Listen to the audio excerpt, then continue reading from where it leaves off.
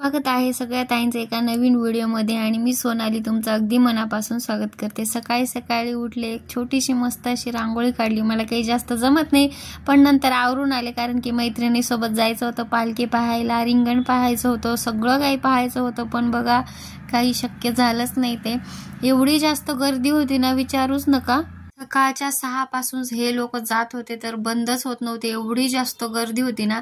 आणि खाण्यासाठी ना सगळ्यांना रस्त्याला स्टॉल लागले होते, एकदम फ्री चिप्स, शाबू, राजगिराचे लाडू, अजून काय काय खूप जास्त होते। चहा सुद्धा एवढे जास्त होते ना, मी तर 2-3 वेळेस पिले। आता म्हणता लिहिलं काही भेटत नाही का, पण जिथं आहे तिथे मी घेते, मी काही संधी सोडत नसते, तशी मी लाजतही नाही की तुम्हाला खरं सांगते।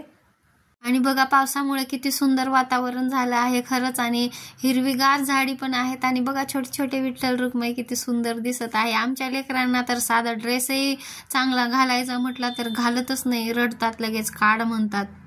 कसं तरी चालत चालत दुर्वाला घेऊन तिथं पोहोचलो तर एवढा जास्त पाऊस झाला ना, खरं विचारूच नका, खूप जास्त पाऊस झाला। आणि त्या पावसात मग नंतर इथे येऊन उभे राहिलो सगळ्यात पुढे, म्हटलं बघता येईल, पण तेही काही झालं नाही कारण की एवढ्या बाया कोचत होत्या, ढकलत होत्या, ते काही शक्य झालं नाही। मग त्या एवढ्या जास्त ढकलत होत्या ना तर माही खूप रडू लागली आणि मग मला तसंच घरी यावं लागलं।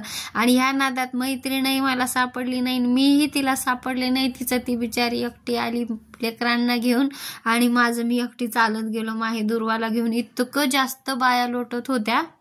तर दिंडीनं आमच्या काय म्हणतात ते पालखी आमच्या दारासमोरच जाते, तर तिथंच आम्ही दर्शन घेतलं, वरूनच खूप सुंदर सजवली होती। तर नक्की बघा, पूर्ण पुढे आहे बघा व्हिडिओ। Hello hello